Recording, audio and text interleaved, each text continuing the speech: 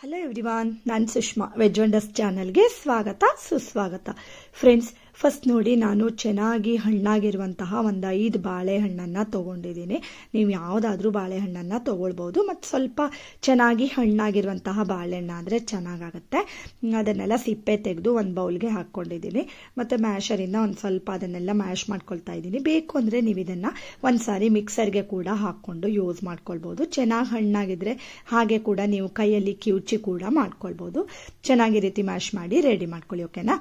Next ನೋಡಿ, ನಾನು ಇದಕ್ಕೆ ಮತ್ತು ಈ ಸಿಪ್ಪೆ ಕೂಡ ನೀವು ವೇಸ್ಟ್ ಮಾಡಬೇಕಂತ ಇರಲ್ಲ. ಅದನ್ನು ನಾವು ಹಲವಾರು ರೀತಿಯಲ್ಲಿ ಯೂಸ್ ಮಾಡ್ಬೋದು ಗಿಡಗಳಿಗೆ. ಹಾಗೆ 1-2 ಚಮಚ ಆಗುವಷ್ಟು ತುಪ್ಪನ ಹಾಕ್ಕೊಳ್ತಾ ಇದ್ದೀನಿ. ತುಪ್ಪ ಇಲ್ಲಾಂದರೆ ಎಣ್ಣೆ ಯಾವುದಾದ್ರೂ ಹಾಕ್ಕೊಳ್ಬೋದು. ಹಾಗೆ ಒಂದು ಸ್ವಲ್ಪ ರುಚಿಗೆ ತಕ್ಕಷ್ಟು ಉಪ್ಪನ್ನು ಹಾಕ್ಕೊಳ್ತಾ ಇದ್ದೀನಿ. ಈಗಾಗಲೇ ನಾನು ಬಾಳೆಹಣ್ಣನ್ನೆಲ್ಲ ಹೇಗೆ ಸ್ಟೋರ್ ಮಾಡ್ಕೊಳ್ಬೇಕು ಹೇಳೋದನ್ನು ಕೂಡ ತೋರಿಸ್ಕೊಟ್ಟಿದ್ದೀನಿ. ಹಾಗೆ ಒಂದು 3-4 ಚಮಚ ಆಗುವಷ್ಟು ಬೆಲ್ಲನ ಹಾಕ್ಕೊಳ್ತಾ ಇದ್ದೀನಿ. ನಿಮಗೆ ಸ್ವಲ್ಪ ಸಿಹಿ ಜಾಸ್ತಿ ಇದ್ದರೆ ಚೆನ್ನಾಗಾಗುತ್ತೆ ಅಂತಾದರೆ ಸ್ವಲ್ಪ ಜಾಸ್ತಿ ಕೂಡ ಹೆಚ್ಚು ಕಡಿಮೆ ಮಾಡ್ಕೊಳ್ಬೋದು, ಓಕೆನಾ. ಆಮೇಲೆ ಇದನ್ನು ಚೆನ್ನಾಗಿ ಮಿಕ್ಸ್ ಮಾಡ್ಕೊಳ್ತಾ ಇದ್ದೀನಿ. ಮತ್ತು ಇನ್ನೊಂದು ಟಿಪ್ ಏನಂದರೆ, ಈ ರೀತಿ ಚೆನ್ನಾಗಿ ಮ್ಯಾಶ್ ಮಾಡ್ಕೊಂಡಾದ್ಮೇಲೆ ಇದನ್ನು ಬಾಯ್ಲ್ ಮಾಡಿ ತಣ್ಣಗಾದ್ಮೇಲೆ ನೀವು ಫ್ರಿಜ್ಜಲ್ಲಿ ಇಟ್ಕೊಂಡ್ರೆ ನಿಮಗೆ ಬೇಕಾದಾಗ ಇದನ್ನು ಚಪಾತಿ ಥರ ಮಾಡ್ಕೊಳ್ಬೋದು, ಓಕೆನಾ. ಹಾಗೆ ನೋಡಿ, ಇದಕ್ಕೆ ಈಗ ನಾನು 1 ಬೌಲ್ ಆಗುವಷ್ಟು ಗೋಧಿ ಹಿಟ್ಟನ್ನು ಹಾಕ್ಕೊಳ್ತಾ ಇದ್ದೀನಿ. ನಿಮಗೆ ಯಾವ ಕ್ವಾಂಟಿಟಿಯಲ್ಲಿ ಬೇಕು ಅಂತ ನೋಡಿಕೊಂಡು ಗೋಧಿ ಹಿಟ್ಟನ್ನು ಸೇರಿಸ್ಕೊಳ್ಬೋದು. ಫಸ್ಟು ಹೀಗೇನೆ ಒಂದು ಸ್ವಲ್ಪ ನೀವು ಚೆನ್ನಾಗಿ ಇದನ್ನೆಲ್ಲ ಮಿಕ್ಸ್ ಮಾಡ್ಕೊಳ್ಳಿ. ಆಮೇಲೆ ಅದಕ್ಕೆ ಹಿಡಿಸುವಷ್ಟು ನೀರನ್ನು ಹಾಕಿಬಿಟ್ಟು ಚಪಾತಿ ಹಿಟ್ಟೆಲ್ಲ ಏನು ನಾವು ಕಲಿಸ್ತೀವಿ ಅಲ್ವಾ, ಅಷ್ಟು ನೀರನ್ನು ಹಾಕ್ಕೊಳ್ತಾ ಇದನ್ನು ಚೆನ್ನಾಗಿ ಒಂದು ಚಪಾತಿ ಹಿಟ್ಟಿನ ಹದಕ್ಕೆ ಮೆಲ್ದು ಈ ಹಿಟ್ಟನ್ನು ರೆಡಿ ಮಾಡ್ಕೊಳ್ಬೇಕು. ಬೇಕು ಅಂದರೆ ಮೇಲ್ಗಡೆಯಿಂದ ಇನ್ನೊಂದು ಸ್ವಲ್ಪ ತುಪ್ಪನ ಹಾಕಿಬಿಟ್ಟು ಇದನ್ನು ಮುಚ್ಚಳನ ಮುಚ್ಚಿ ಒಂದು ಅರ್ಧ ಗಂಟೆವರೆಗೆ ಹಾಗೇನೆ ಇಟ್ಕೊಳ್ಳಿ.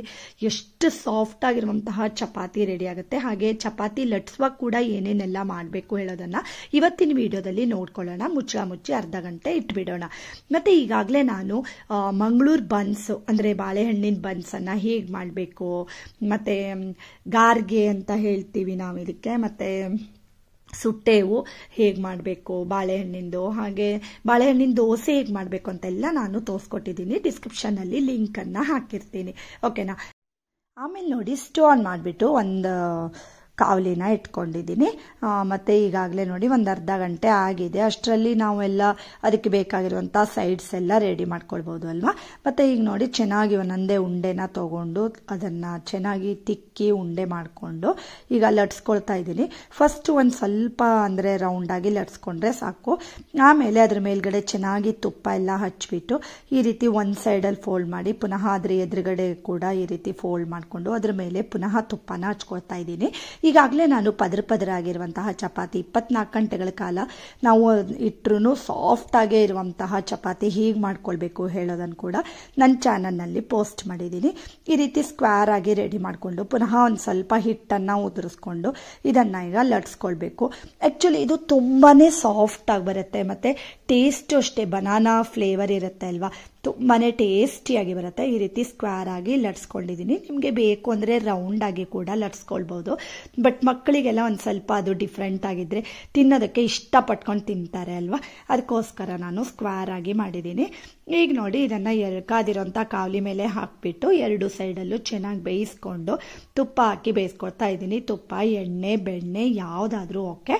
ಒಂದು ಸ್ವಲ್ಪ ಅದಕ್ಕೆ ಏನಾದರೂ ಹಚ್ಚಿನೇ ಬೇಯಿಸ್ಕೊಂಡ್ರೆ ಚೆನ್ನಾಗಿರುತ್ತೆ ಬಾಳೆಹಣ್ಣಿನ ಚಪಾತಿ. ನೋಡಿ, ಈಗ ತುಪ್ಪ ಹಚ್ಕೊಂಡು ಚೆನ್ನಾಗಿ ಬೇಯಿಸ್ಕೊಂಡಿದ್ದೀನಿ.